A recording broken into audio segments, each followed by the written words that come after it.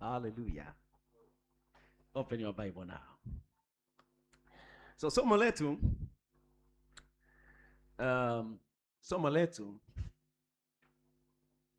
linasema muamini dhidi ya mapepo na magonjwa. Glory to God. Muamini dhidi ya mapepo na magonjwa. Na hii itakuwa sehemu ya kwanza. Lakini inaweza kana sehemu 2 au 3, tutategemea tunavyoenda. We are a local church. Hatukimbii mahali popote. Tunaenda taratibu, tunajifunza. Hallelujah. Okay. So, nimesoma kitabu cha Marko, sio? Sura ya ngapi? Ya 16. Mstari wa 17 umefika? Kwa sababu ni wewe unasoma. Tunasoma wote leo, unasoma wewe kwa sauti kabisa ya kusikilika. Marko 16:17. Glory to God. Okay. 1, 2, 3. Ehe. Ehe. Ehe. Ehe. Ehe. Ehe. Ehe. Glory to God. Asa na ishara hizi tambatana na hao waaminio. Na ishara hizi tambatana na hao waaminio. So wanaozungumzwa hapa katika muktadha ni watu gani? Waaminio. Wote ambao wanaitwa waaminio. Muamini ni mtu wa namna gani? Muamini ni yule ambaye ameamini katika kufa, kuzikwa na kufuka kwa Kristo. Muamini ni yule mtu ambaye ameamini katika kazi ambayo Mungu ameifanya katika Kristo kwa ajili yake. Muamini ni yule mtu ameamini ujumbe wa Injili ambao unaweza kusemwa namna hii: kwa maana jinsi hii Mungu aliupenda ulimwengu hata akamtoa mwana wake pekee, ili kila mtu amwaminie awe na uzima wa milele, asipotee bali awe na uzima wa nini? Wa milele. Anayeamini ujumbe huu kama Mungu alimtoa mwana wake kwa ajili ya makosa yetu, akafufuka ili tuhesabiwe haki, huyu ameokoka na anaitwa muamini. A believer ni muamini wa uaminifu wa Mungu, ni aliyekubali na kupokea uaminifu wa Mungu kwa kila alichofanya kwetu katika Kristo Yesu. Glory to God. Sema, mimi ni muamini. Nimeamini katika Kristo Yesu. Nimeamini dhabihu ya Yesu kwamba inatosha na ni pekee kwa ajili ya ondoleo langu la dhambi. Glory to God. So, muamini ni yule ameamini katika upatanisho wa Mungu kwa njia ya Kristo Yesu. Yeyote aliyeamini kwamba Kristo ndiye kipatanishi cha ulimwengu na Mungu anaitwa muamini. Wakorintho wa 2:5-19 anasema Mungu alikuwa ndani ya mwanadamu Kristo Yesu, akiupatanisha ulimwengu na nafsi yake, asihesabie makosa. So Mungu amefanya kazi katika Kristo Yesu, na kazi hiyo ni njema ya kupatanisha nafsi yake na ulimwengu na asiwahesabie makosa. Kwa hiyo yote anayeamini kwamba Mungu amempatanisha au amepatanisha ulimwengu na nafsi yake kwa njia ya Kristo Yesu na hahesabii makosa, anaitwa nani? Muamini. Glory to God. Hallelujah. Leo siku hizi tunawaamini wasioamini. Mwae kuona au kuwasikia? Waamini wasioamini. Yaani anaamini nusu. Asa nami nasadiki robo. Nasadiki nusu. Anaamini Yesu ni Mungu ila haamini kama dhabihu ya Yesu imemsafisha dhambi zake milele. Anaamini kwamba ameokolewa ila haamini kwamba yeye ni mwana wa mbinguni au ni raia wa nini? Wa mbinguni. Anafikiri bado ana safari ya kufika mbinguni kwa jitihada zake, anataka kujikomboa. Yaani anaamini haamini. Sasa hapo panakuwa na changamoto kidogo. Lakini tunazungumza muamini yeyote yule ameamini katika ujumbe wa Injili kwamba kwa kufa, kuzikwa na kufuka kwa Kristo Yesu dhambi zake zimeondolewa, amepatanishwa na Baba, amefanywa mmoja na Baba, ni raia wa mbinguni, amezaliwa kwa Roho. Haleluya. Ana uzima wa nini? Wa milele. Si ninawaamini hapa? Mna uzima milele? Muulize jirani yako, unajua una uzima milele? Anasemaje? Unajua wakati mwingine inabidi tunaulizana vizuri. Unaweza kuta umekaa na asiyeamini. Unaanza injili hapo hapo. Haleluya. Unaamini una uzima milele? Ndio. Unaamini umehesabiwa haki katika Kristo Yesu? Ndio. Unaamini umesamehewa? Ndio. Unaamini ni raia wa mbinguni? Ndio. Unaamini kwamba Kristo atakufua siku ya mwisho? Una uhakika? Au inabidi siku ya mazishi yako ndio tukuombee uzingatiwe? You know, wanaamini wanaamini maombi ya wachungaji wao au maombi ya baba paroko, kwamba ile siku nakufa, karibia nakufa pale, waniitie tu baba paroko kwa haraka, waniitie mchungaji, kisha kuja pale wakati karibia nakufa pale, akaniendesha sala fulani pale, mimi ndio naingia wapi? Wengine wanasema hata nikiwa nimekufa, ikiwa tu ndugu zangu watakuwa waaminifu, wakaita paroko, wakaita mchungaji, askofu, akaja akaomba wakati wa kunizika, wakatamka maneno fulani, basi mimi nitapokelewa na nani? Kwa maombi yanaanza kuwa Mungu ailaze roho yake mahali pema. Tunamwomba Mungu ailaze roho yake, kwa sababu tuna wasiwasi inaweza kalazwa mahali pabaya. So habari ya hatima ya mwanadamu sio swala la maombi, isn't it? Mwanadamu anakuwa wapi baada ya kufa sio habari ya maombi wala sadaka nyingi wala kile ambacho anafanya mchungaji wako wakati umekufa au wakati unakaribia kufa. No, ni matokeo ya imani katika nani? Kristo Yesu. Aaminie anao uzima wa nini? Wa milele. Asiyeamini amekwisha kuhukumiwa. It is simple as ABC. Unaweza ukajua leo kama wewe ni wa motoni ama wa uzimani. Unajuaje? Neno lake limesema, kwa sababu ukimkiri Yesu kwa kinywa chako ya kwamba ni Bwana na kuamini moyoni mwako ya kwamba Mungu alimfufua katika wafu, utafanyaje? Utaokoka. Haleluya. So ahadi ya Mungu ya uzima ipo. Asa nimeweka mbele yako uzima na nini? Na mauti. Mbele yako uzima na mauti. Chagua hivi leo. Kwa maana yake kwenda motoni ni uchaguzi, isn't it? Sio habari ya matokeo ya mambo mengine. Ni uchaguzi, ni choice. Unachagua uzima, unapewa uzima. Simple like that. Unachagua mauti, kwa moyo mgumu na shingo ngumu unapata mauti. Mungu hamhukumu mtu. Anasema hivi alipomalizia ile kwamba kwa maana jinsi Mungu alipenda ulimwengu hata akamtoa mwana wake pekee ili kila mtu muamini asipotee bali awe na uzima milele. 17 anasema kwa maana Mungu hakumtuma mwana wake ulimwenguni ili auhukumu nini? Ulimwengu, bali ulimwengu uokolewe katika yeye. So mpango wa Mungu ni ulimwengu uokolewe katika nani? Yeye. Yeye nani? Kristo Yesu. Haleluya. Asa hakumtuma, yani Mungu mwenyewe hajamtuma Kristo kuja kuhukumu. But you know nowadays tuna wanadamu wanajua kuhukumu hao. Wao ndio wahukumu sasa. Wahukumu wa kudetermine kwamba wewe kwa maisha haya wewe ni wa motoni. Anasema Mungu hakumtuma mwana wake ile hukumu ulimwengu, bali katika yeye ulimwengu fanyaje? Uokolewe. Kwa ulimwengu unaokolewa katika nani? That's very key. Ulimwengu unaokolewa katika nani? Kristo. Kwa mtu aliye ndani ya Kristo amefanyaje? Ameokolewa. Je, mtu anajiokoa mwenyewe? Ni swali hilo. Mtu anajiokoa mwenyewe? Ni kwa jitihada zako? Ni kwa matendo yako? Ni katika yeye. Kwa imani katika Kristo Yesu inampa mtu nini? Wokovu. Maana yake inampa uzima milele. Kwa lugha nyingine inafanya roho wa Mungu anakaa ndani yake. Glory to God. Hallelujah. Tuko pamoja? Kwa huyo ndio anaitwa muamini. Muamini amevuka kutoka mautini na kuingia nini? Uzimani. Hizi ni kweli ndogo ndogo ambazo unashangaa watu wanagombana, ziko wazi katika scriptures.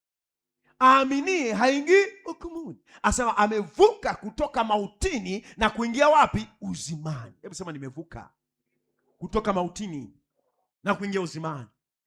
Na ukivuka umevuka ile daraja la kurudi, hata ulijui njia ya kupita. Umeingia. Anasema kwamba ashukuriwe Mungu aliyetusailisha. Aisha sema ametuingiza kwenye ufalme wa mwana wa nini? Wa pendo lake. Tumekaribishwa, tumeingiza katika ufalme wa mwana wa pendo lake, ufalme wake. Ametutoa katika giza. Ametuondoa katika giza, ametukomboa kutoka katika giza, ametuingiza katika ufalme wa mwana wa pendo lake. Sema nimeokolewa kutoka katika giza, nimeingizwa katika ufalme wa mwana wa pendo lake. Kwa uko wapi sasa? Katika ufalme. It is simple as ABC. Uko wapi? Katika ufalme. Utakuwa wapi Yesu anakuja? Katika ufalme. Hallelujah. Utakuwa wapi ndugu yangu siku hiyo? Katika ufalme. Hapa nilipo leo kwenye ufalme ndipo utakapoona akacha anakuja. Katika ufalme. Mwamini yupo kwenye ufalme wa Mungu. Mwamini ameoshwa, mwamini ametakaswa, mwamini amekamilishwa katika Kristo Yesu, yupo katika ufalme wa Mungu. Glory to God. Hallelujah. Very good. So, Marko 16:17, na ishara hizi zitaambatana na hao waaminio. Kwa waamini tumeshawafahamu ni watu namna gani, si ndivyo? Walioamini katika nani? Kristo Yesu. Kwa anasema ishara hizi zitaambatana na hao waaminio. Ikiwa hizi manake anazitaja hizo ishara, hizo alama, hizo signs, hivyo viashiria, hivyo vitabia, hivyo elements.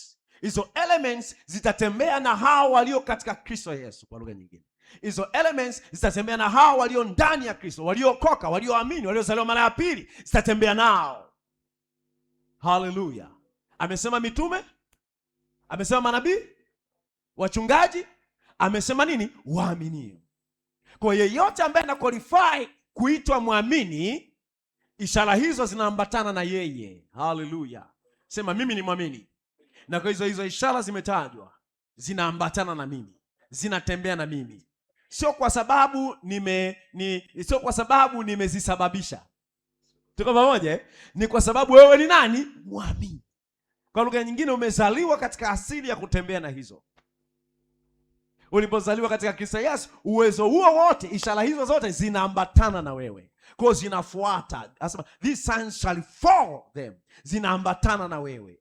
Kwa hiyo mwamini anaambatana. Okay, amezitamka hizo ishara, anazihitaji. Anasema hivi, na ishara hizi zitaambatana na hao waaminio kwa jina langu. That's very key.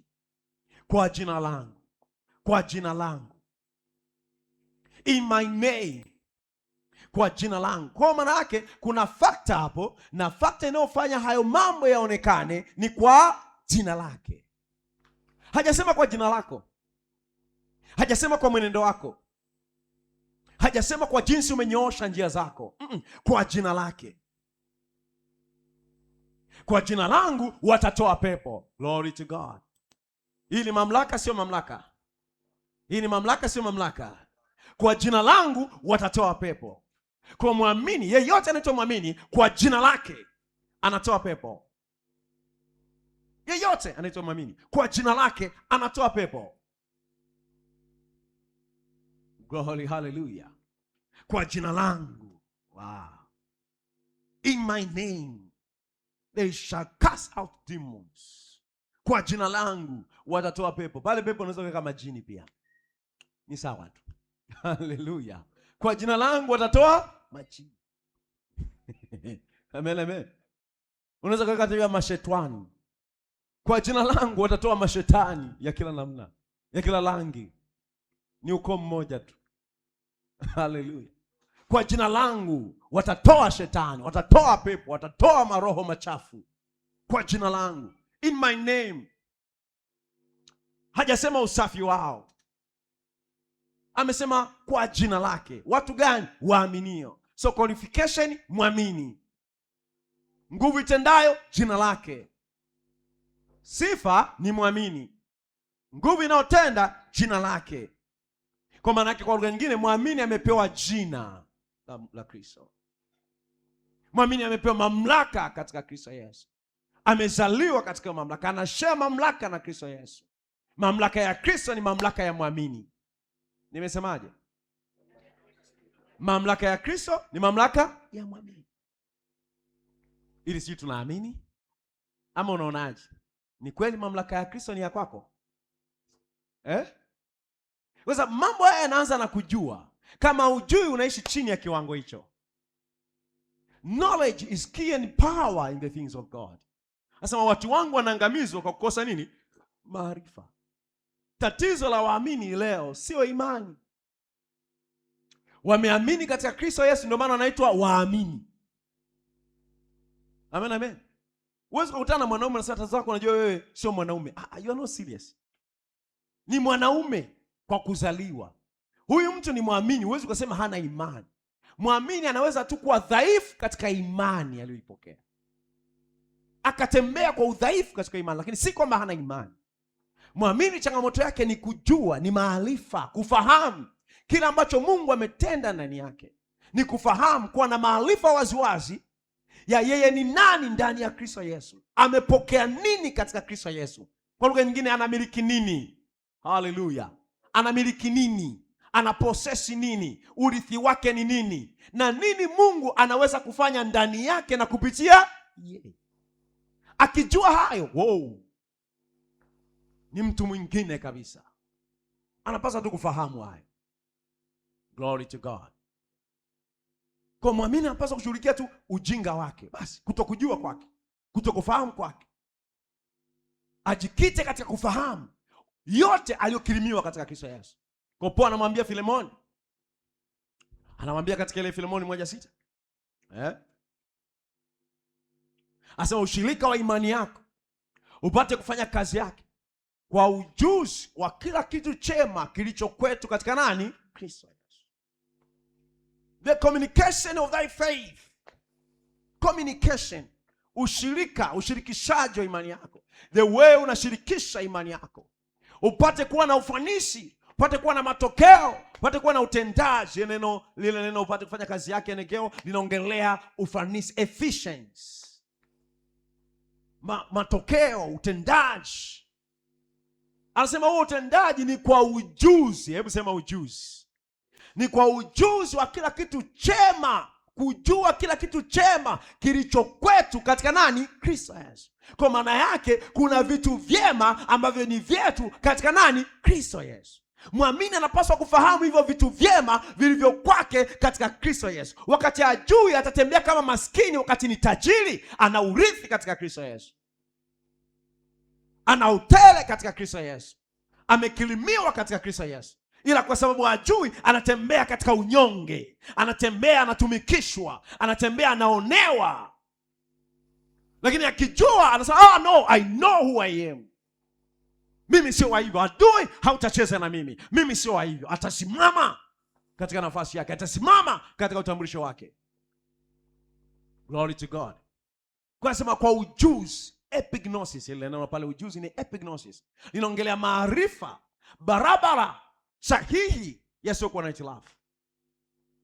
Maarifa kamili yaliyojaa, epignosis. Asema kwa ujuzi, that's knowledge. Kwa ujuzi wa kila kitu chema kilicho kwetu katika Kristo Yesu.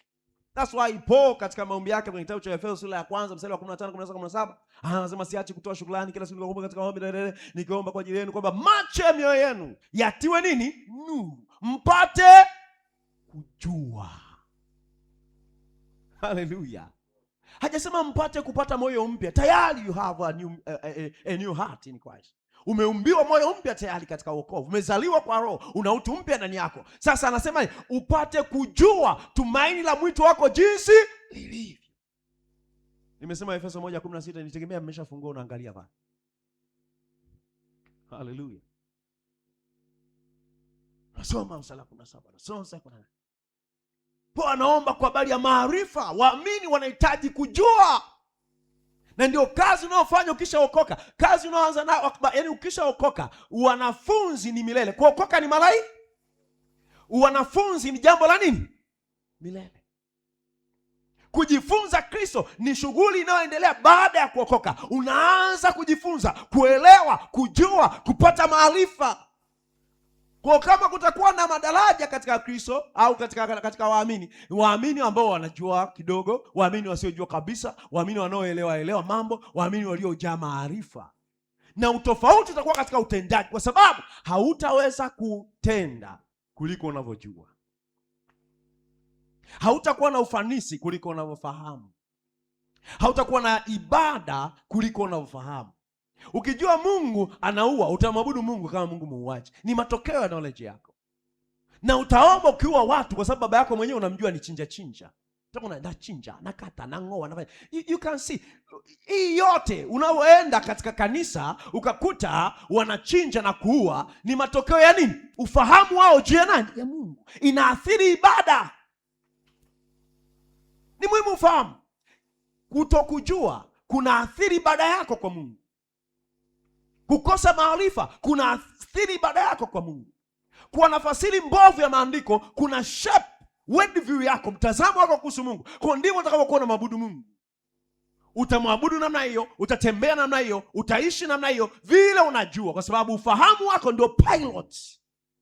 Akili ya mtu ndio kiongozi. Akili, mawazo yako ndiyo yanaongoza mwili wako na matendo yako. Maanake ni kwamba inaanza na unavyofikiri au kuamini, inakuja unavyosema, na inaishia kwenye unavyotenda. Mtu atatenda beyond what he knows.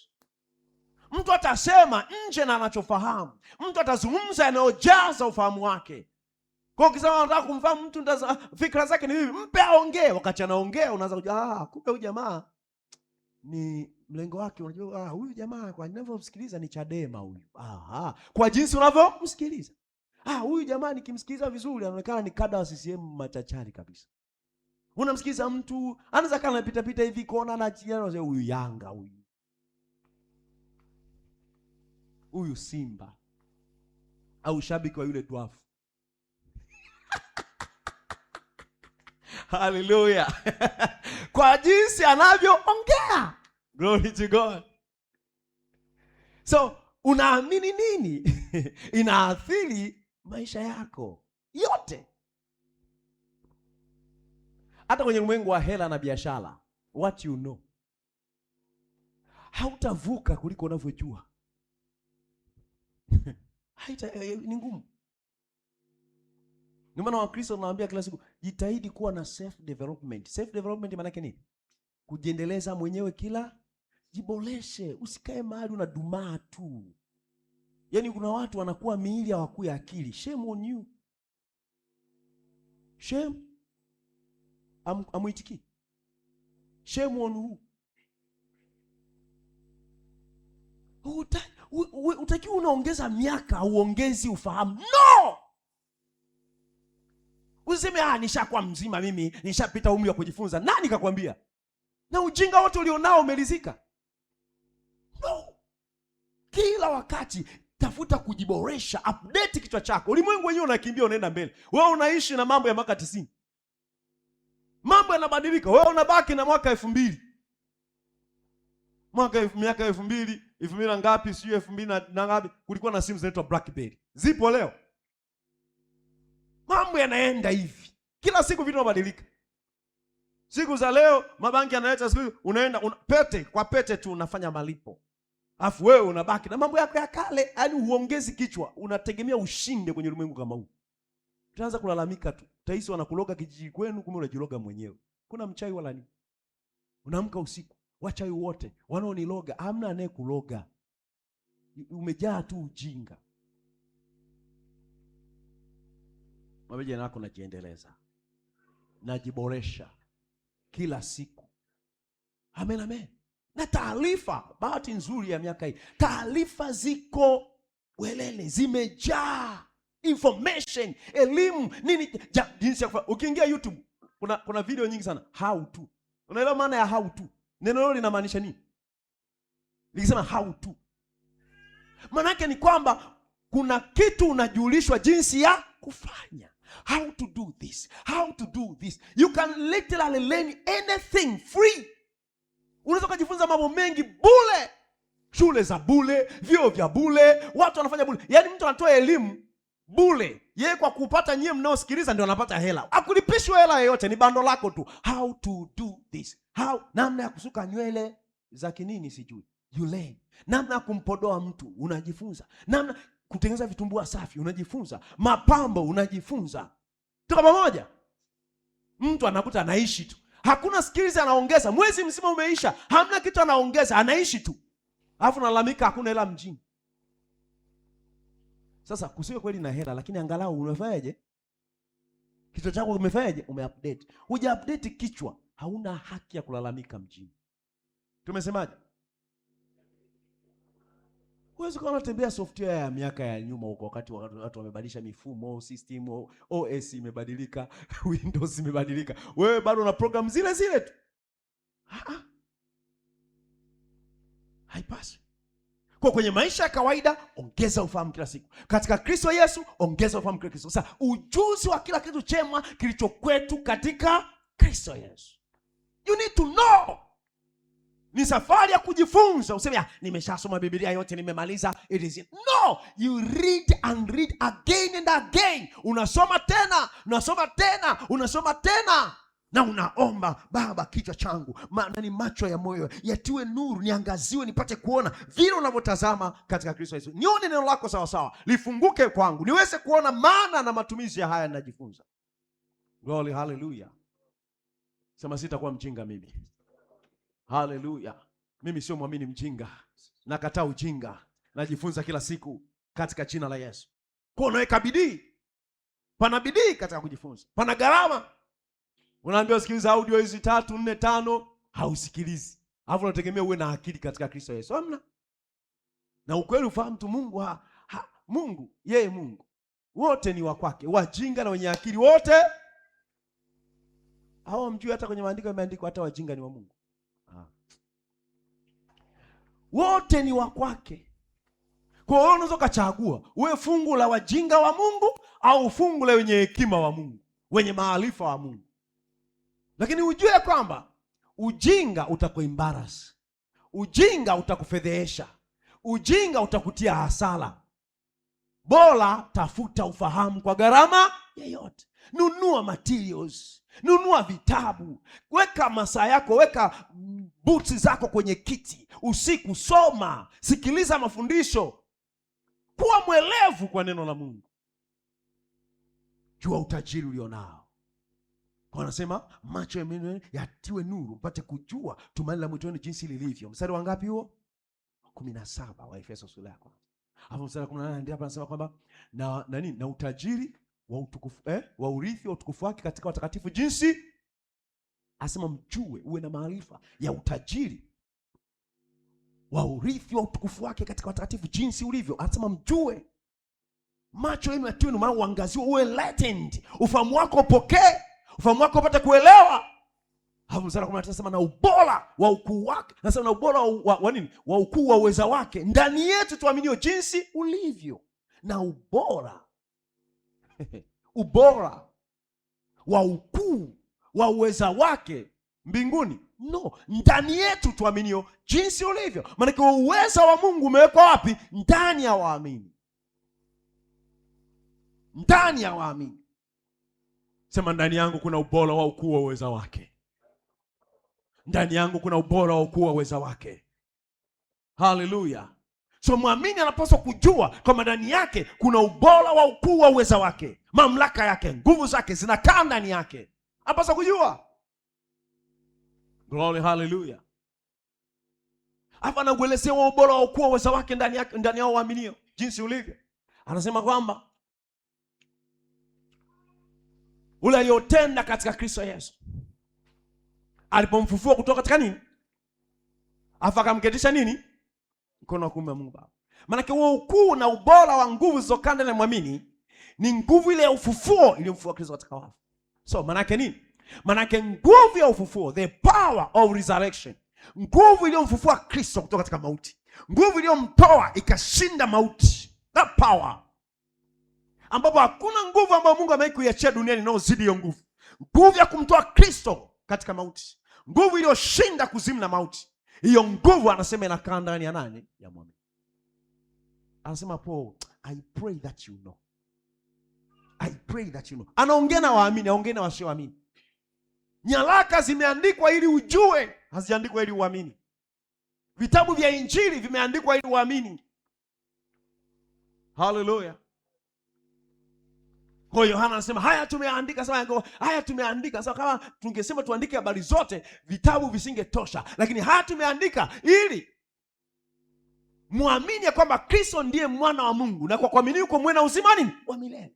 So the purpose of their writing, sababu ya kuandika vitabu vile vya Injili ni ili wewe uamini, na katika kuamini uwe na uzima nini? Wa milele.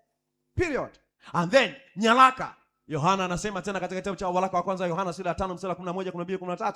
Anasema na huu ndio ushuhuda ya kwamba Mungu alitupa uzima milele, na uzima huu upo ndani katika uko ndani ya mwanao. Yale ndio maana nao uzima milele. Mstari 15 anasema kwamba nimewaandikia ili mjue nimewaandikia ili mjue ya kuwa mnao uzima milele ninyi mnaoliamini jina la mwana wa Mungu.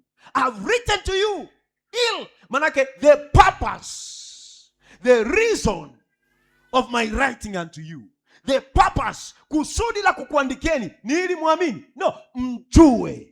So nyaraka zinatutaarifu kile ambacho Mungu amefanya kwetu katika Kristo Yesu.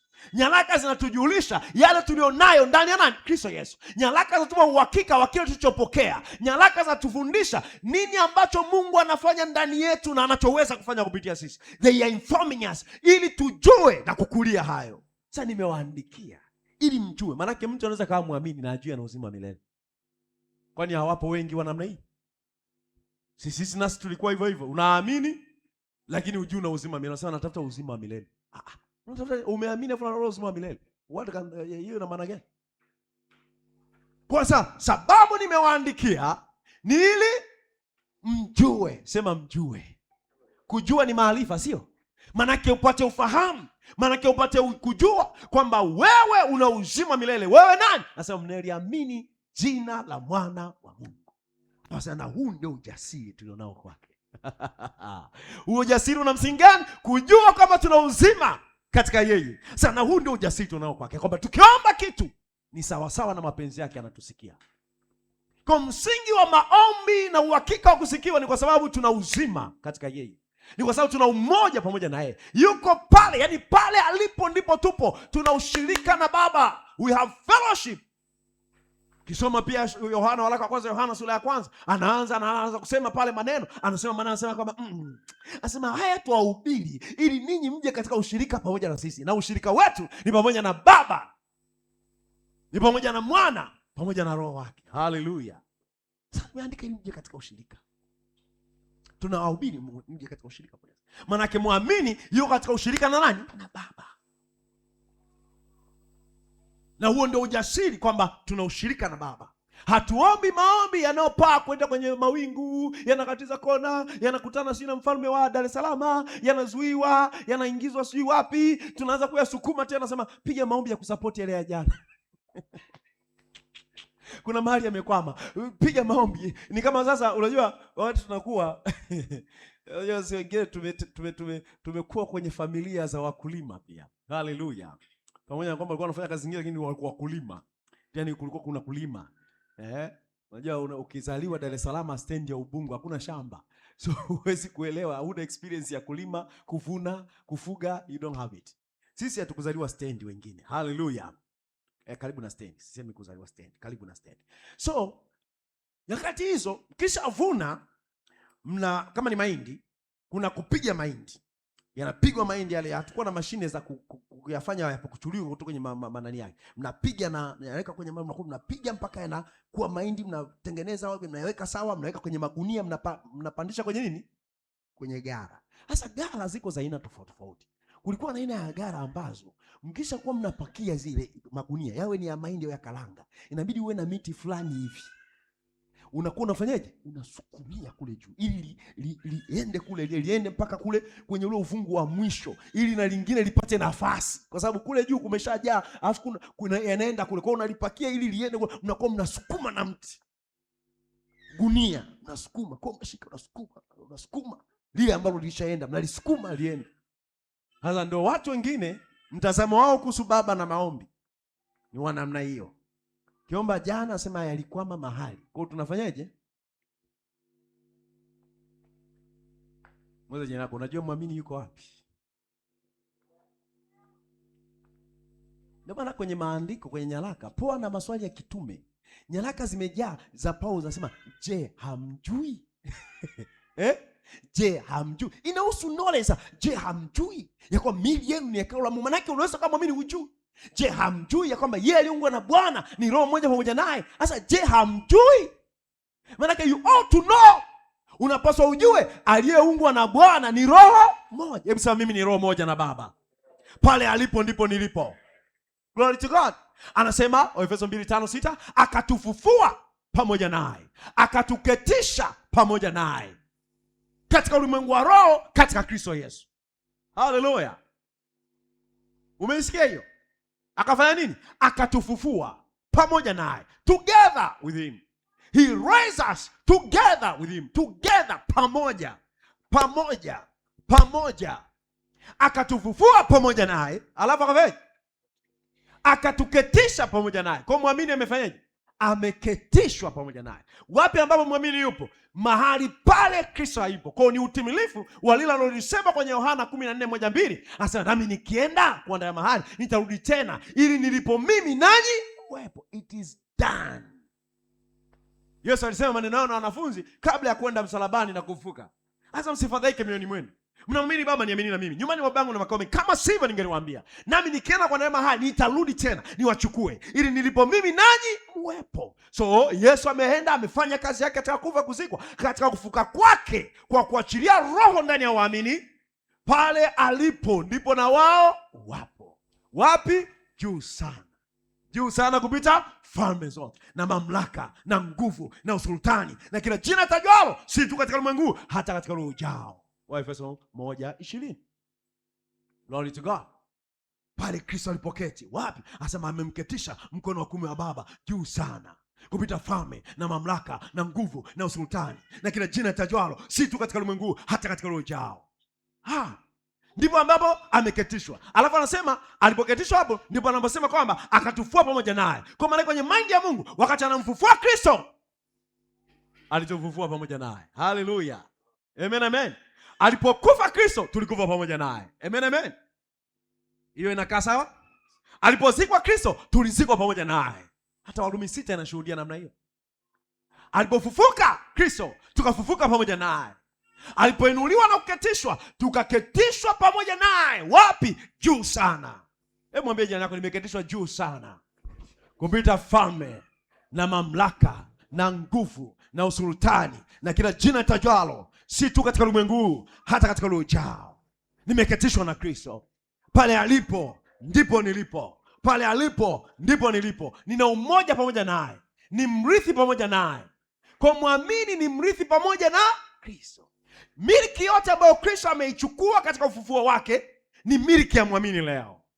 Utajiri wote, possession yote ambayo Kristo amechukua katika ufufuo wake ni miliki na possession ya muamini leo. Kwa sababu chochote ambacho Kristo alikifanya hakufanya kwa ajili yake. You know that? He is God. Anahitaji nini? Alipungukiwa nini? Chochote ambacho Kristo alifanya kwa ajili yangu mimi na wewe. He did it for us. So he died for us. He was buried for us. He was raised from the dead for us. Amekufa kwa ajili yetu, amezikwa kwa ajili yetu, amefuka kwa ajili yetu, ameketishwa ili sisi tuketi. Hebu sema ameketishwa ili mimi niketi. So reason ya kuketi kwake juu sana ni ili amvute mwanadamu mahali ambapo alipaswa kuwepo toka mwanzo akapoteza, akae pale. Wapi? Kwenye enzi na mamlaka ya Mungu. Kwa lugha nyingine, mwanadamu ni mrithi wa kiti cha enzi cha Mungu. Am I speaking correct here? Mwanadamu ni mrithi. I am a heir. Mimi ni mrithi wa kiti cha enzi cha Baba. Ni mrithi pamoja na Kristo. Joint heirs. Paulo anasema sisi ni warithi pamoja na Kristo. Kwa maana yake yote yaliyo ya Kristo ni ya kwangu. I have to know. Napaswa kujua. Nisipojua inakula kwangu mwenyewe. If I don't know, ibilisi asemi hana hiana, anasema huyu unajua hajui, ni mwache tu. Yaani ndio huo mtaji wake. Yaani ukiwa Mkristo hujui, wewe ni shamba la shetani la kufanyia mazoezi yake na makorokoro yake. Hata kuvuruga kila namna anavyoweza sababu hujui. Na Mungu anasema tu, mwanangu anaangamizwa kwa kukosa maarifa. He has put everything in your Bible. Ameweka kila kitu hapo. Ameweka ufahamu hapo. You have to read. Paulo anawaambia Waefeso katika Efeso sura ya 3. Hasa nimeandikia kwa maneno machache ya kwamba msomapo mtafahamu ufunuo wangu au ufahamu wangu juu ile siri ya Kristo. Msomapo, miasomapo haya nilioandikia. Hebu sema miasomapo. Kwa watafahamuje? Wasomapo. Hutaki kusoma, hujui. Simple like that. Hutaki kusikiza mafundisho, hujui. Hakuna uchawi. Mtazani, natamani kweli kumjua Mungu. Natamani kweli kumjua Baba. Natamani kweli kujua neno lake. Alafu anachofanya ni nini? Anazula tu mjini. Wishes. Kuwish, kutamani, hakukufanyi ujue. Mnanielewa nyie watu? Kutamani kukufanyi nini? Kinakufanya ujue. Soma, sikiliza neno la Mungu. Study. Kujua maarifa yamruki mtu.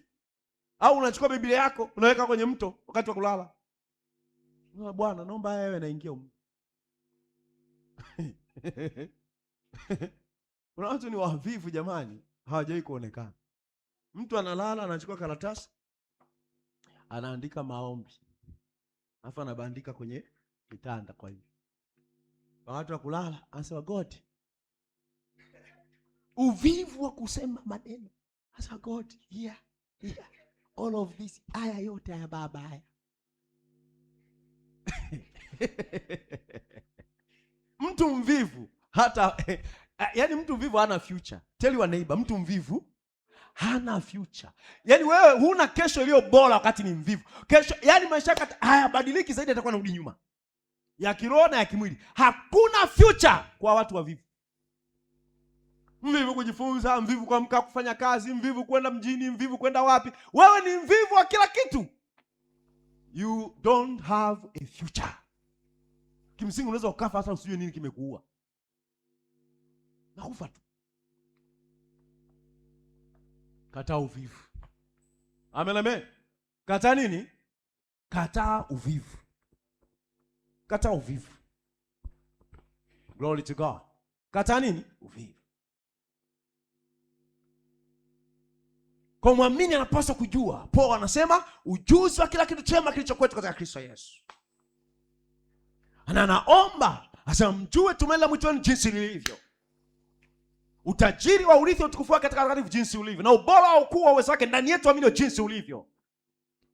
Ule aliotenda alipomfufua Kristo katika wafu, akamketisha juu sana katika ulimwengu wa roho. Mkono wa kuume katika ulimwengu wa roho. Anazungumza hivyo. Hafu kisoma pale chini, hebu tuende pale mstari ule, tusome wa 20, afu tuende wa 21 na wa 22 ikiwezekana. Glory to God. Wa Efeso 1. Sasa tuanze kwa utamu wa neno, tuanzie wa 17. Glory to God. Tuko pamoja? Umeshika Biblia yako? Are you ready? Kwa unasoma unasikilizia wenzio, sio unakimbia tu au unabaki sana nyuma. Amen. 1, 2, 3.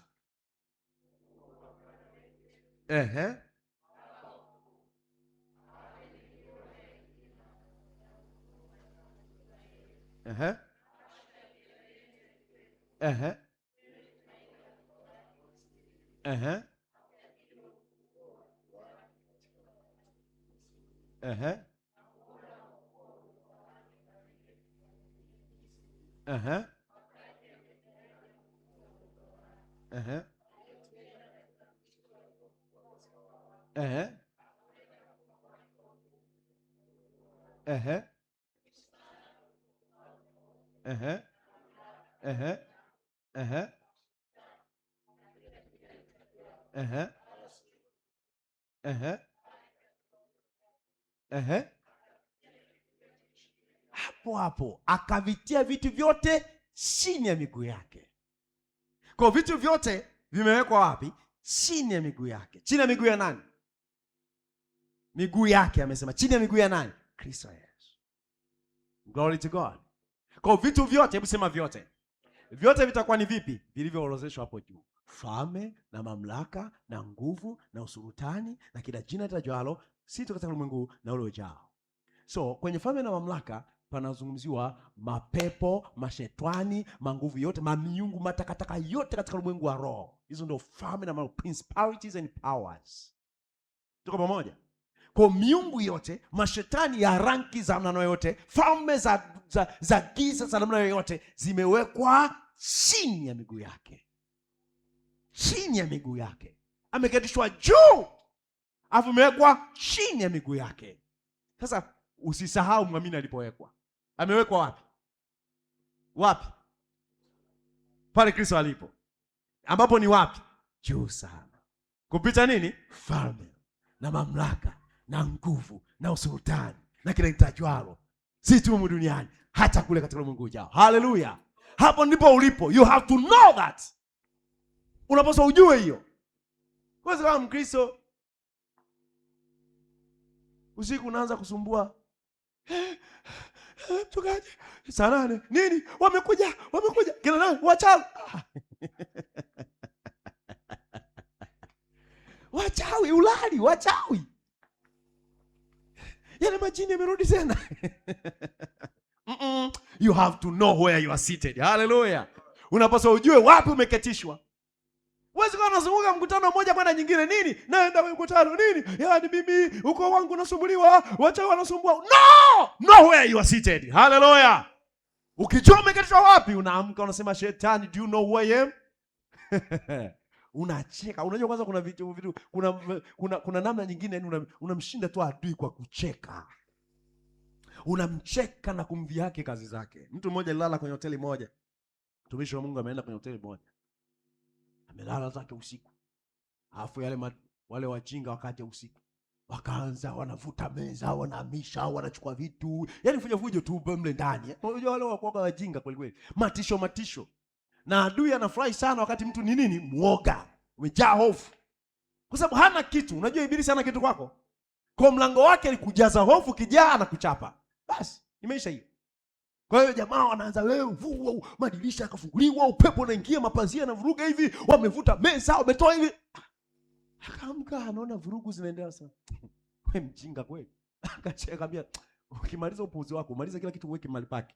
Afa akarudi kulala. Sasa muulize jirani yako, wewe ungefanyaje?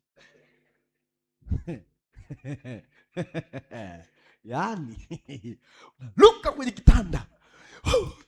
Jasho linaanza kutoka. Mikono na miguu yote inavunja na kukata. Unapiga nini? Know who you are. Hallelujah. Kuna mambo matamu sana when you know who you are. Yaani namna unavyotenda, unatenda kama mtu anayejua yeye ni nani. Unaanza kupigana na shetani. Unashuka mahali pake kwa yeye yuko chini, ni dhaifu.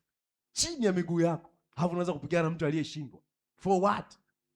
Unamweka pale, unamkumbusha alipo. Unaambia wewe uko chini ya miguu, kaa hapo, usifurukute, mjinga wewe, usipite maeneo haya. Hapa sio kwako. Hallelujah. Don't trespass here. This is a property of God.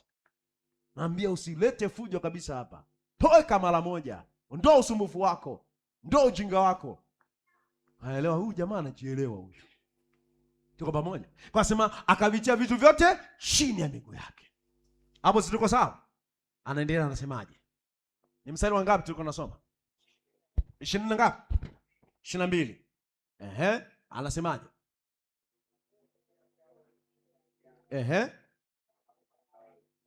Ngoja, mnasoma kama mnanong'ona, mnasomea tumboni. Toa sauti. Mimi nawajua nyinyi mnaongea sana tu. Kama msifanye kama muongei. 1 2 3. Akaviweka vitu, akavitia vitu vyote chini ya miguu yake.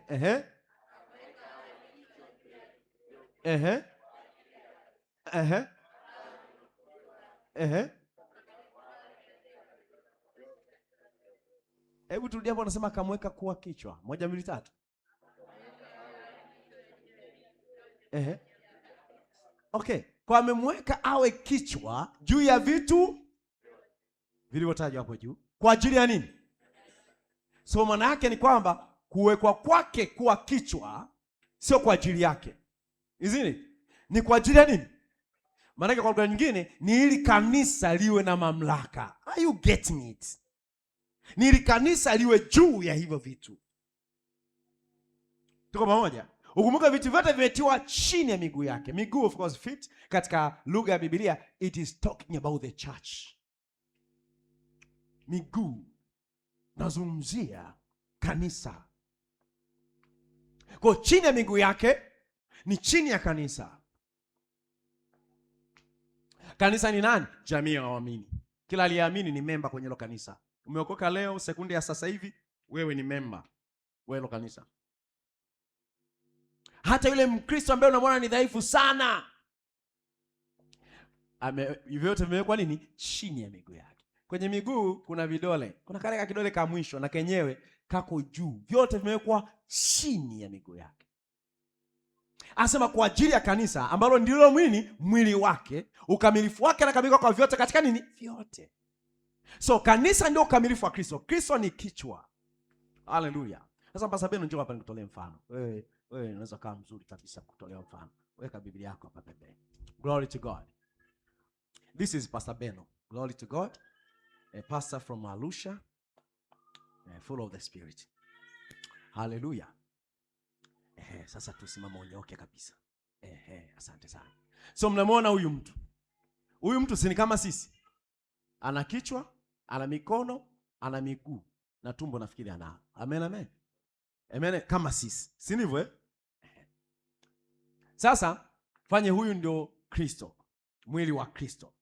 Kuna kichwa, kuna mwili na miguu. Miguu ni sehemu ya mwili.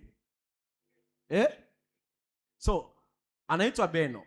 Je, miguu ni Beno ama sio Beno? Mabega je? Kichwa? Kwa hivi vyote vina utambulisho mmoja. Ni kweli? Ama kichwa kinaweza kaa mtu mwingine? Haiwezekani. So anasema Kristo amewekwa awe kichwa. Tuko pamoja?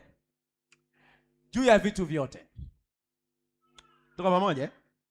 Alafu anasema vitu vyote vimetiwa chini ya miguu yake kwa ajili ya kanisa. Na kanisa linasema ndio mwili wake. Kwa huu mwili ndio nini? Kanisa. Kristo ni nini? Ni kichwa. Nataka niwaulize.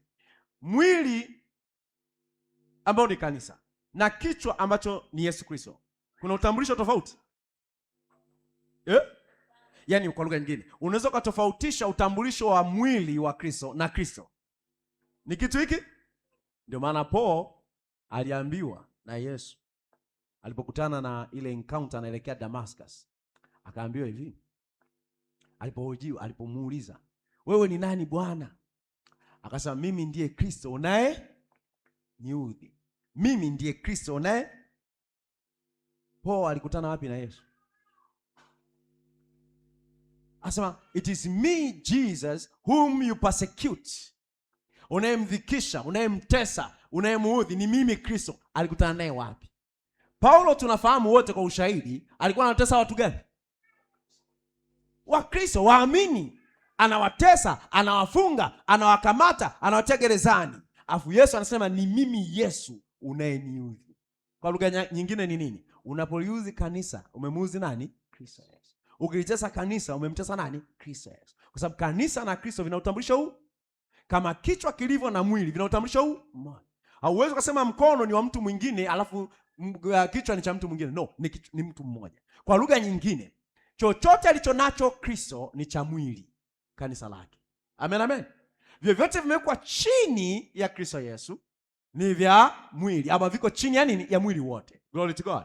Kwa sababu akamfanya kuwa kichwa juu ya vitu vyote, akavitia vitu vyote chini ya miguu yake kwa ajili ya kanisa, ambalo ndilo mwili wake, ukamilifu wake unakamilika kwa vyote katika nini? Vyote. So, mamlaka ya Kristo. Mamlaka wewe inawekwa wapi? Mamlaka na uweza kifalme utakuwa mabegani mwake. Anazungumziwa Kristo, anazungumziwa Mungu hapo, si ndivyo? Ataitwa mshauri wa ajabu, Mungu wa milele. Uweza wa kifalme utakuwa nini? Mabegani mwake. So uweza wa kifalme wa Kristo uko mabegani mwake. Sasa haya mabega, huu ni mwili, ni kichwa. Kwa mamlaka ya Kristo iko wapi? Kwenye mwili wake. Glory to God. Hii umeelewa? Lakini umeelewa vizuri? Kwa mamlaka ya Kristo ni mamlaka ya muamini. Alipoketishwa Kristo ndipo ameketishwa na muamini. Kwa sababu huwezi kutenganisha Kristo na nani? Na muamini.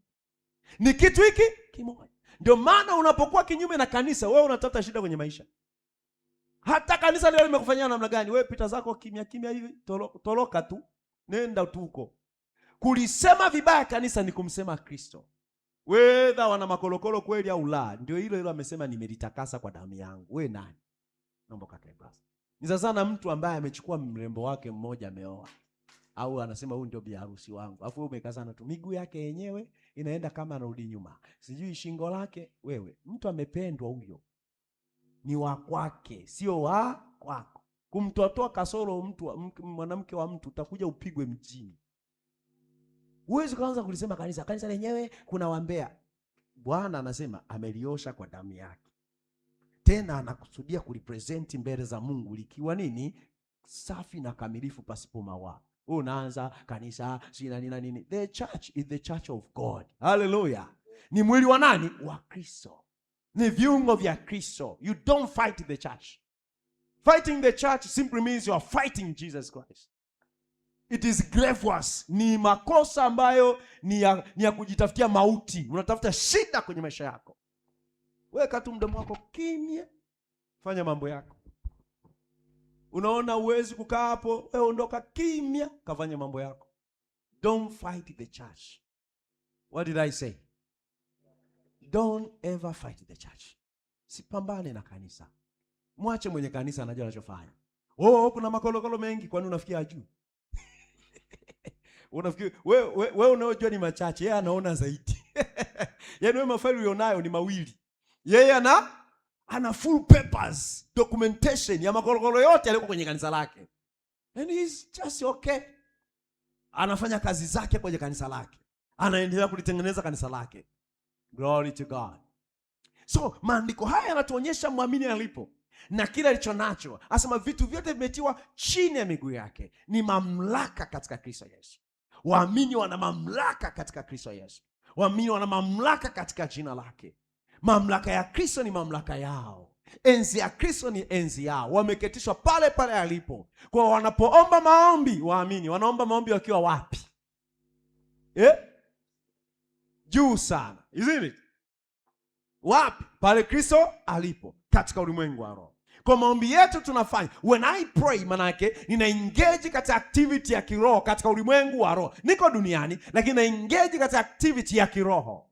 Nafanya shughuli ya kiroho. Kwa unasema silaha zangu si za mwili. Japokuwa naenenda kwa mwili naonekana duniani natembea namna hii, lakini when I speak, silaha zangu sio za jinsi ya mwili, bali zina uwezo katika Mungu hata kuangusha ngome. Hallelujah. Tuko pamoja? Kwa njia ya maombi we are waging war. Tunafanya vita by prayer. Popo anasema ya kwamba kushindana kwetu si juu ya damu na nyama, bali juu ya falme na mamlaka. Ukumbuke Efeso 1 mwanzoni kabisa amekueleza kuhusu falme na mamlaka ambazo tuko juu yao. Si ndivyo? Alafu sura ya 6 mstari wa 12 inasema maana kushindana kwetu si juu ya damu na nyama. Anaonyesha vita vyetu sio hawa watu unaowaona. Hawa watu unaowaona wanaweza kufanyia ubaya wote. Kuna roho nyuma yao inayoinspire wafanye uovu. Unapoona watawala kama kina Herode wanatoa amri ambazo watu wanauawa. Unamwona Herode lakini nyuma yake kuna nini? Kuna roho, kuna shetani anayetia uvuvio wafanye hayo mambo, watoe hizo order, wafanye hizo habari. Kwa anasema vita vyako sio juu ya huyu unayemwona. Vita vyako juu ya nini? Falme na mamlaka. Asema na jeshi la pepo wabaya katika ulimwengu wa nini? Wa roho. Kwa hiyo manake muamini ana engage vita vyake wapi? Kwenye ulimwengu wa nini? Wa roho. By prayer we are waging war. Kwa maombi. Ndio maana kwenye sura hiyo sasa anaposema mstari wa 12 kushindana kwetu sio afasa vaeni silaha zote sio nini mpate kushindana. Mstari wa 18 19 anasema kwa sala zote na maombi mkikesha mkisali kila wakati mkikesha katika na kuombea nini? Glory to God. Kwa namna gani ya kufanya hivyo vita, namna gani ya kufanya hizo ya kuvaa silaha? Asema kwa sala zote na maombi. Kiomba kila wakati katika roho. Speaking tongues every day. Mkikesha katika jambo hilo na kuombea watakatifu. Kwa namna gani tunafanya vita? Ni by prayer. By prayer. Sema by prayer. Namna gani tunaangusha falme za giza duniani? Kwa maombi. Watu wanatolewa kutoka katika ufalme wa giza tunapohubiri injili na maombi. Watu wananyang'anya kutoka kwenye ufalme wa giza wanaletwa kwenye ufalme wa nuru. Miji yetu inaachiliwa, mitaa yetu inaachiliwa. Tunavuna nafsi za watu kuja kwenye ufalme. We are waging war by prayer. So by prayer and supplication. Praying in the spirit always. Hallelujah. Kwa sala zote na maombi mkiomba kila wakati, mkikesha katika jambo hilo na kuwaombea watakatifu. Glory to God. Hallelujah. Tuko pamoja hapo Tuko pamoja hapo Namna hiyo. Kwa hiyo muamini amepewa mamlaka juu ya falme zote za giza. Amepewa mamlaka juu ya kazi zote za adui. Amepewa mamlaka juu ya wajumbe wote wa shetani. amepewa mamlaka juu ya pepo wa kila rangi na kila namna, amepewa mamlaka juu ya kila uchawi, ushirikina, amepewa mamlaka juu ya kila maroho. Miungu yote iko chini ya miguu ya mwamini. Sasa imagine miungu inawatumikisha wachawi iko chini ya mwamini. Shetani aliye bosi wa kila uchafu na kila mapepo na roho za giza yuko chini ya mwamini. Vipi kuhusu wachawi au roho za kichawi? Hiyo vitu vidogo. Sema ni vitu vidogo. Sasa mimi Maimuna. Sasa Maimuna, you go. Hallelujah. Mimi makata, mimi shetani mwenyewe. Unamwambia wewe shetani mwenyewe, wewe shetani, you will go. Glory to God. Hallelujah. Haijalishi jina. Wakati Yesu anasema na ishara hizi ambatana na hao waaminio, kwa jina langu watatoa pepo, hajaweka listi ya mapepo ya kutoa na mengine hayatoki. Amesema tu watatoa nini? Pepo. For any kind of evil spirit is included. Kila aina ya pepo, kila aina ya shetani limewekwa hapo. Kwa jina langu, in my name they shall cast out demons. Watatoa pepo. Sema ninatoa pepo kwa jina la Yesu. Haijalishi jina lake. Nasema na kila jina itajwa, haijalishi. Iwe ni magonjwa yenyewe yana jina. Kwa jina lolote. Waseme ni cancer, ninaweka mikono juu ya wagonjwa na wanapata afya. Glory to God. Kwa nini? Kwa jina lake. Kwa utakatifu wako? No. Kwa jina lake. Kwa mwenendo wako mzuri? No. Kwa jina lake. Kwa jina langu watatoa pepo. Watasema kwa lugha mpya. Hasa wataweka mikono juu ya wagonjwa na watapata afya. Sema ninaweka mikono juu ya wagonjwa na wanapata afya. Hiyo nguvu na uwezo unakaa ndani yangu. Ni ishara zinazoambatana na mimi. Kwa jina la Yesu natoa pepo. Pepo wa kila namna, jini la kila namna. Hakuna pepo wala jini inayosimama mbele yangu siku zote za maisha yangu. Roho Bwana iko juu yangu. Amenitia mafuta niwatangazia habari njema maskini na kuwatangazia uhuru wao hao waliofungwa katika jina la Yesu. Huo ndio ukiri wako. Every kind of demon shall obey and should obey before you in the name of Jesus. Kila aina ya pepo litii mamlaka yako katika Yesu. Unajua kutoka kwenye vilindi vya moyo wako, any time I open my mouth, kila wakati nafungua kinywa changu, mapepo yanatii. Kwa sababu gani? Kristo yuko ndani yangu. Kwa sababu gani? Mimi ni muamini. The only reason you are a believer. Sababu kuu wewe ni muamini. Sio kwa sababu umefunga na kuomba. Sio kwa sababu wiki yote hujafanya kosa. Kwa sababu wewe ni muamini. Kwa sababu wewe ni mrithi pamoja na Kristo. Kwa sababu umeketishwa pale alipoketi Kristo. Kwa sababu umepewa yote alionayo Kristo katika ufufuo wake. Kwa sababu umeinuliwa juu sana kupita falme na mamlaka. That's the reason you can do that. Ndio sababu pekee unaweza kufanya hivi. Glory to God. Inaanza na kujua. Inaanza na nini? Kujua. Kama haujui utaonewa tu. Kama hujui utaogopa. Brother, kuna mtu ana pepo hapa. Msikia wewe umeokoka, njoo usaidie. Sasa ngoja nimpigie simu pastor. Mimi nakwambia kama wewe ni mshirika wangu, hata usisubutu kunipigia simu. Wala eti kwamba wewe pastor, huyu kuna mtu anatusumbua, ana mapepo. Anawasumbuaje? Anawasumbuaje? Muulize jina lako, anakusumbuaje? Yaani imekuwaje akusumbue? Huyo pepo ni nani? Ana sehemu gani katikati ya mpaka akusumbue? Yaani kuna pepo sumbufu kweli? Sumbufu? Hapana. Na masuala ya kuombea pepo masaa 20 hakuna. Unaanza kujua toka ndani na kukataa toka ndani. Sitaombea pepo. Kwanza unaombeaje? Sitafukuza, sitatoa pepo lisaa lizima. Sitafukuza pepo dakika 5. Za nini? Nani? Kwa mamlaka gani alionayo? Aendelee kukaa hapo. Kwa mamlaka gani? Kwa mamlaka gani? Nilikataa. Na wewe ukatae katika jina la Yesu. Nilikataa sababu yalinitesa sana. Nikaingia miaka miwili nikasema sitashughulika na vitu vinaitwa nini, mapepo. Akileta mapepo anambia muondoe, pelekeni kwa mistaki. Siwezi kuwa nafanya biashara ya toka asitoki, atasoma hasomi, atasoma hasomi. Unaomba usiku kucha, unaomba kwa ajili ya nini? Pepo. Mnakemea mpaka makoo yanakauka, na pepo anasema watumishi, naona mmechoka, kanyweni maji kwanza.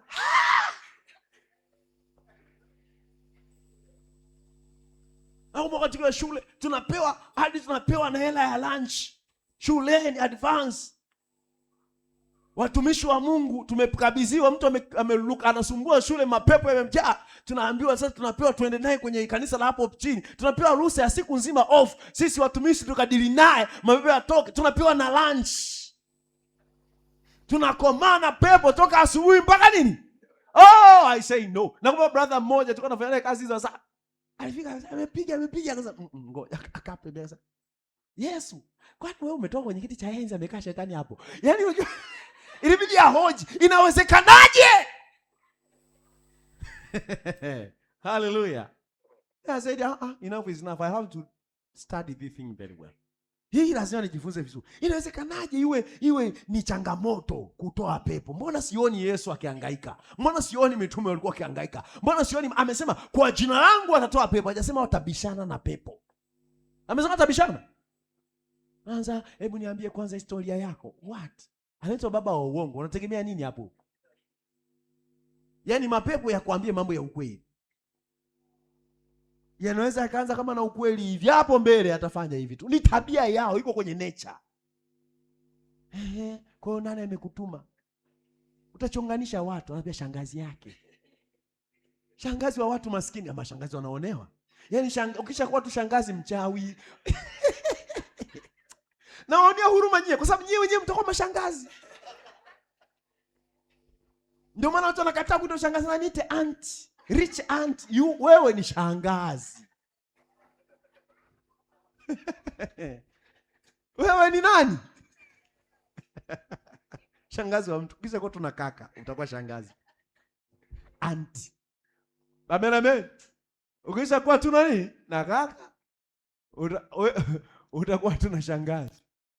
Ukiwa na mjomba utapata shangazi. Sasa shangazi unaanza kusema ni shangazi ametutuma. Kwa mnaanza kuwa na uchungu na nani? Shangazi. Na kuanza kumpiga shangazi. Hivi unajua makanisa kuna mahali sehemu watu wamekaa wanaangaliana, yani watu wanaoteana. Kila mmoja anaona kama huyu anawezekana ndio ananitumia yale majini. Yeah.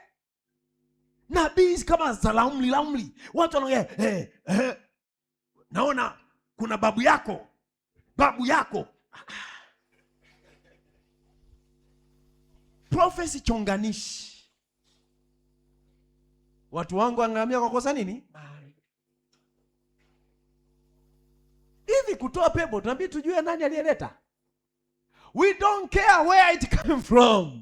Haijalishi limetoka Zanzibar, limetoka kwa mdogo, limetoka kwa dada yako mwenyewe, limetoka si kwa watu gani. We don't care. Wherever we find, we cast out. Sasa ni muamini, sio haijalishi ameokoka ama hajaokoka. Kama tu adui anataka kumuonea, we do what? We cast out. Sasa huyu ni mwana wa Mungu, anapaswa kuwa huru. Achia maisha yake katika jina la Yesu. Toka kwenye mwili wake upesi. Glory to God. Unasema kwa sauti ya mamlaka, ubembelezi mapepo. Shetani na mapepo wanaelewa lugha ya jeshi tu. Ndio maana inaitwa mamlaka. Mamlaka haisemi, yani umemtesa sana, mwachie. Mbia, basi tunakuomba we Maimuna, mwachie tu huyu. Unajua huyu ni mtoto wa Mungu, mwachie. Umekaa miaka 3 miezi yote unamuonea tu, basi mwachie. Unaambia, you evil spirit, get out. Amen. Wewe pepo mchafu, toeka. Wewe pepo wa nini? Wa kupoza, toeka. Mwachie huyu mtu mara moja katika jina la Yesu. Hallelujah. Wewe roho wa ububu, toeka. Wewe roho wa upofu, ondoka. You cast out with your authority. Hebu sema na mamlaka. Hebu sasa testi sauti yako tuone katika jina la Yesu.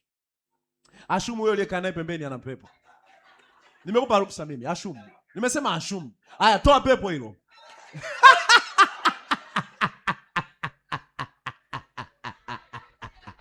Hallelujah. You have to exercise. Sawa ipo utakuwa mwenyewe. Ngoma imesimama hapo. You have to exercise. Sasa nikuulize, umekemewa vizuri? Sasa lazima usikie kama kweli kweli hii. Hata mimi ningekuwa pepo humu ningetoweka. Hallelujah. Glory to God. Kwa unasema kwa sauti ya nini? Mamlaka. Tena ambayo inajua inachokisema na inaomaanisha. Yaani ibilisi mwenyewe anaposikia anajua huyo anajua anachokisema na ana uhakika na mamlaka yake. Usiapply mamlaka kama mtu ambaye hana uhakika na mamlaka yake. No. You are so sure of your authority. Kwa nilipotoka katika nikasema okay, nikapata kuangaziwa. Sema kuangaziwa. Macho ya moyo wangu yakatiwa nuru. Nikapata kuona umuhimu na maana na matumizi ya mamlaka katika jina la Yesu. Tangu wakati huo sina muda wala nafasi ya kubishana na nini? Waliite kwa jina lolote. Na nilivyokuwa wamenitesa sana na mimi nilianza kuwafanyia mbwembwe. Yaani tu hadi nikazidisha. Kwa sababu walininyoosha, nikasema hawa nao nitawanyoosha. Kwa wakiwa wakiniletea mtu mwenye pepo wanasema limeshindikana, sisi tumepeleka wapi na wapi na wapi na wapi. Naambia hebu nileteni juisi kwanza. Yaani unajua hadi ikawa sasa ngoja ni hawa washenzi hawa ngoja ni waonyeshe kwamba I have authority in what? In Christ. Hallelujah. So I was flaunting my authority. Kana lingishia tu mamlaka yangu. Naambia niletee juice. Kwa hiyo nakuwa sasa ninavyokunywa hii juice, ninapomaliza wewe umetoka. No struggles. No what? Struggles. Hamna kutoa jasho. Umesikia? Ayubu. Hamna kutoa jasho, unatoa pepo unatoa jasho. No. Toa jasho unahubiri injili. Toa jasho unafanya kufundisha. Toa jasho unafanya kazi za maana katika Kristo. Unatoa jasho na pepo. No. Haifai kuwa namna hiyo. Haifai kuwa namna hiyo. Na kuna yale mapepo yana mikwala. Mmekutana naye namna hiyo. Linakuja. Unajua mtu amekuja ameshamaa. Cosmas ndio umesimama hapo, man of God. Kama inakimbia hivi. Yaani nakuja, niacha wanashika watu 10 wanamwagwa. Alafu anakuja sasa. Kama anakuja kukula nyama yote mzima. What do you do? Unakimbia. So I found it strange. Some men of God, they also go in the physical. Na wanaanza kurusha mateke. Yaani kwa wewe unahama mahali pako pa uwanja wako kujidai ya rohoni, unakuja mwilini. Ukija mwilini, basi na wewe uwe fiti wapi? Mwilini. Maana hapo umeamua judo. And I know some men of God, mapepo yanatoka kwa makofi. You know, I find it strange, but kwa makofi, pepo litatoka. Sifanye mambo ya namna hiyo, unamuumiza mtu ambaye hana changamoto. You are dealing with the spirit, you're not doing with what? The flesh. Hallelujah. Unashughulika na roho, sio na mwili wa mtu. Habari za kushika mtu, unamkamata hivi. Yaani unataka kuvunja hadi shingo ya mtu. Don't do that. Not necessary. Mtu amekaba, mwingine ameshika, mwingine amevuta mguu kwa huku, afu watu wote 6. Huyu anasema toka, huyu anasema nakata ulimi, huyu anasema sema, huyu anasema kaa kimya. Sasa pepo litii nani? Unajua mnalichanganya. Mnalichanganya. Ukikuta watu wanashambulia pepo mwambie, stop. Kaeni wapi? Pembeni. Wamwache pale. Afu unakwenda tunasema katika jina la Yesu mwachie huyu mtu awe huru. Amen. Hallelujah. Habari za kushambulia pepo unalichanganya. Sasa linashindwa litii yupi? Huyu anasema anakata mguu, huyu anasema kimbia, huyu anasema sema, huyu anasema toka, subiri tukuhoji. Mamlaka inyoke, ijulikane wazi. Iwe clear nini anaamliwa. Kwa sababu yuko chini ya mamlaka sasa. Iwe clear nini anaamliwa. Tuko pamoja? Iwe clear kabisa. Hafu watu 5 na pepo moja. Hii inatokea wapi? Umejifunza wapi kwenye maandiko? Kwa tumesema usiende physical, si ndio Usivamie mtu mwili, usikabe watu mashingo, usitikise watu vichwa. Paka mtu anatoka kizunguzungu, anaondoka anaumwa, amekwenda kanisani kwa hiyo, anarudi anaumwa shingo wiki zima. Nini walikuwa wananiwe? Watu wengine hawarudi kwa sababu hiyo. Sasa yani nikienda Mungu wangu, ni kaka kuna mablaza wanakaba. Utaenda kuta alama kwenye mikono. Yote ni pepo tu. Kapepo tu. Hapana, sema hapana. Glory to God. Mtu anaweza kuwa pale na bado ukakemea lile pepo na likamwachia. Wala hakuna haja ya hamna. Sema hamna. Nina mamlaka katika Kristo Yesu. Nina mamlaka katika Kristo Yesu. Kwa jina la Yesu ninatoa pepo. Pepo kila namna, pepo kila rangi, wa ukoo wowote, wa kutoka nchi yoyote. Kuna watu wanakutisha dai yametoka Uarabuni, anasema. Kunaanza kuogopa ya Uarabuni. Hapo mambo mengine akishajua kwamba wewe kidogo una hofu, yanaanza kuongea Kiarabu. Sasa hii ngoma leo. Usiogope matisho yao katika jina la Yesu. Uko juu sana kupita nini? Falme zote na mamlaka na nguvu na usultani na kila jina tajwalo, si tu katika ulimwengu, hata katika ule ujao. You are in control. Hallelujah. Wewe katika kama muamini, you are in control. Kwa jina langu watatoa pepo. Hallelujah. Hallelujah. Unajisikiaje sasa ukitoka nje sasa hivi? Ukakutana na watu wenye pepo? What will you do? Mtu anaonewa na pepo. What will you do? Kasha. Kwa jamaa anakuja kule, namwepa tu. Hallelujah. Unaanza ugungu. For what? Unamwepa tu, halafu unatulia, unafurahi. Halafu unamwambia wewe pepo, mwachie huyo mtu. Unasikia? Nguvu zote. We don't need to go physical. You don't need to go physical. Hautashinda vita vya mwili. Hautashinda. Watu wamepigwa eti na majina yao makubwa. Wamefanyaje? Wamepigwa. Alafu mbaya zaidi na wanaopendaga kamera sasa, akatoa kutoa mapepo ili iwe shuhuda ya kwenye TV. Kamera inamulika, mtumishi wa Mungu ananyukwa. Hiyo naona waende kupost. Anaenda kuficha. And why should you? Wakati wowote unafanya kazi kama hiyo, don't take a picture and don't post anywhere. Do you understand? Na nini anachokisema? Why should you do that? Ili iweje? Unajua na mamlaka juu ya pepo. Unataka kumuonyesha nani? Na ili iweje? Alafu unamposti huyo mtu ili iweje? Wewe unataka ufikirie, wewe tukuposti Facebook kwenye dunia yote. Kuna wachumba wako, mchumba, sio wachumba kumbe. Samahani. Kuna mchumba au kuna jamaa ni clash. Clash. Ni binadamu hawa, mitazamo yao iko tofauti tofauti. Sio wote ni waelewa, hizi. Sababu yoyote hapa, kila mtu hapa anaweza akavamiwa na pepo. Wala usijione wewe ni wa wapi sana. Kila yoyote hapa anaweza akavamiwa na nini? Nimesema anaweza. Sio kwamba inapaswa. Nimesema anaweza akavamiwa na pepo. Kwa kwamba hujavamiwa na pepo haimaanishi uko bora sana kuliko. Do you understand? Kwa usianze kumnyanyapaa mtu kwa sababu ana changamoto, anaonewa na adui. No, unapaswa kwa huruma kama ya Kristo. Unaomba kwa ajili yake awekwe nini? Glory to God. Glory to God. Asema Kristo akawaonea huruma. Wakati wote Kristo alifanya hizo kazi, ilikuwa na msingi wa huruma, compassion. Sio show off. Sio kuonyesha na mamlaka.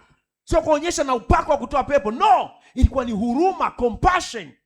Unapoombea wagonjwa itoke katika nini? Compassion. Huruma. Kwa nini ndugu yangu anaonewa na adui? Unataka kumsaidia awe huru. Hiyo sio sehemu ya wewe kujitwalia utukufu. Ndio unachukua katika clip na kakaza vizuri. Unaambia si power. Si power. Wewe ungekuwa wewe ungetaka watu waseme si power. Unagalagala, wanakuonyesha pale unavogalagala. That is nonsense. Wajua ndio maana kwenye miaka hapa karibuni watu wasiotufahamu vizuri wakawa na assume, kwa sababu we don't post those things. Hatuposti mambo ya nini haya ya kufungua watu au kuwaombea watu au shughuli tu fulani za ndani ya kanisa za kiroho ambazo watu wanaweza kuanguka katika nguvu za Bwana. Watu wanafanya nini na we don't post that. Then wakasema watu injili zao za akili tu, no power. Nasema okay, you will know that there is power when you come into our meetings. Utajua kuna nguvu ukija kwenye nini mikutano yetu. Kwa sasa tuendelee hivyo, no what, no power. Kwa sababu wamezoea kila kitu ni cha show. Wewe umetabiri tu, mtu anasumbuliwa na tumbo, basi ndio ushuhuda unarudia kila siku kwenye TV. Mama mmoja ana tatizo la tumbo, unaanza haya, simama hapa, anasimama dakika 20. Kwa hiyo unasema tumbo lilikuanza lini? Yaani baba, lilinianza miaka 3. Kwa likali linakuuma masaa yapi na yapi? Yaani inaniuma asubuhi, inaniuma mchana, inaniuma na usiku. Kwa hiyo ukafanya nini? Nikaenda kila hospitali, nikaenda sina wapi. Na maombi kawaje? Baba, yani nimesukuka kwa wenye maombi, nimesukuka kwa watumishi. Ukaenda na wapi na wapi? Kwa hiyo unasemaje? Nini kitokea ulipofika hapa? Nini kitokea? Stop that stupidity. Stop that.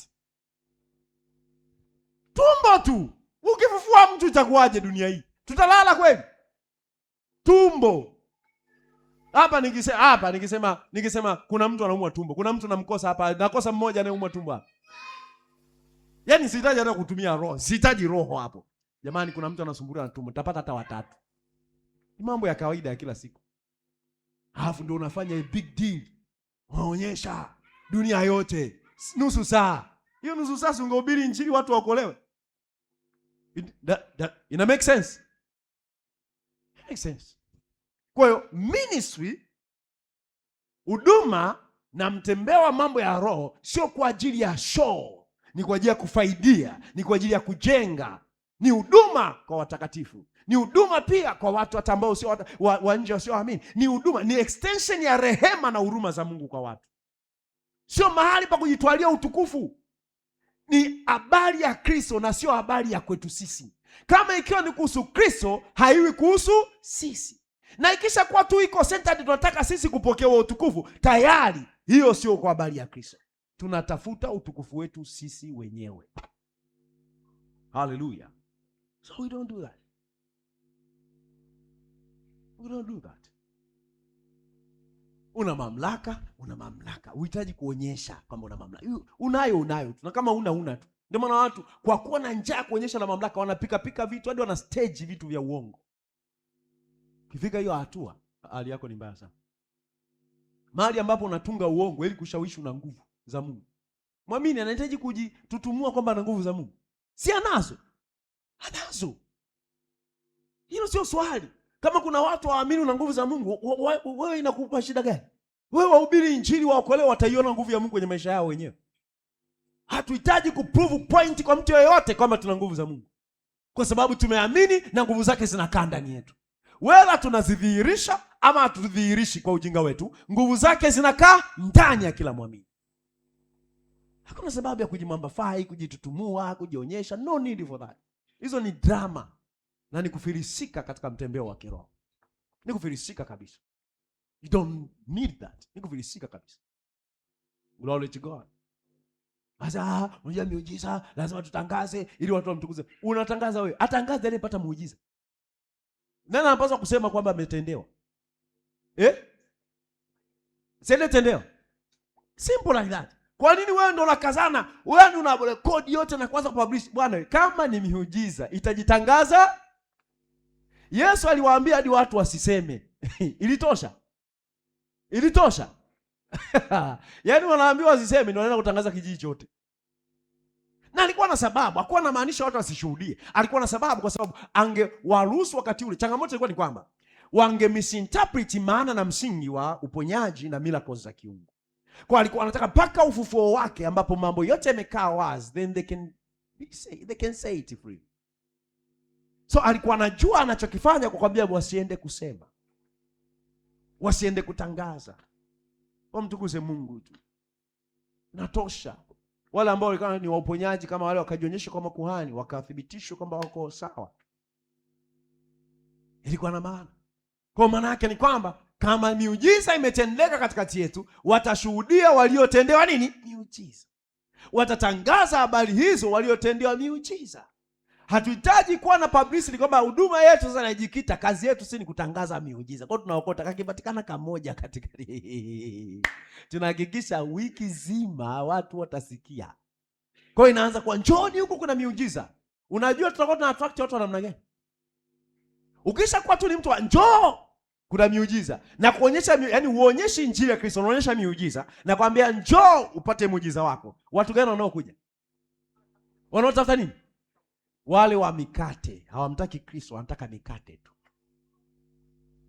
Kwa unajaza kanisa ambalo limejaa majangili ambayo yanatafuta mambo yao, hayataki ibada ya Mungu wala kumjua Mungu, hawana biashara hii. Wanataka wapokee. I want to get it. Unamwambia ibada tu, Bible study. Kwani watu wengi leo hawataki Bible study? Kwa sababu Bible study ni ibada, ni worship ya Mungu. Unapojihusisha na neno la Mungu, kulisoma, kutafakari, hawataki kujifunza semina neno. Ila waambie chako ni chako, chukua, beba, take. Mambo ya ubinafsi hayo tunaandamana wote. Wote ni mtego. Ni nini? Ni mtego. Glory to God. So Marko 16:17 asema, na ishara hizi zitambatana na hao waaminio. Kwa jina langu watatoa pepo, watasema kwa lugha mpya. Anasema na wataweka mikono juu ya wagonjwa na watapata nini? Afya. Haleluya. Hebu simama kwa miguu yako afu useme mamlaka ulionayo katika Kristo Yesu. Na ikiwezekana hata kama kuna sehemu kuna ugonjwa unasikia kwenye mwili wako, sema na kukemea. Tangaza mamlaka, tuzungumze uponyaji, claim uponyaji katika jina la Yesu. Na kama kuna eneo kwenye maisha yako unaona kuna vyeusi, unajua mambo meusi yote yakufanyii Mungu. Unaona kuna meusi adui anayafanya. Cast out those demons. Fukuza kila aina ya wageni na wapangaji wa kipepo waliovamia maisha yako, uchumi wako, biashara yako, huduma yako. Fukuza kwa mamlaka ulionayo katika jina la Yesu. Tangaza mamlaka yako, tangaza utambulisho wako katika nguvu. Tangaza. Sema, hakisha kila kitu kiko sawa. Pangilia mambo katika jina la Yesu.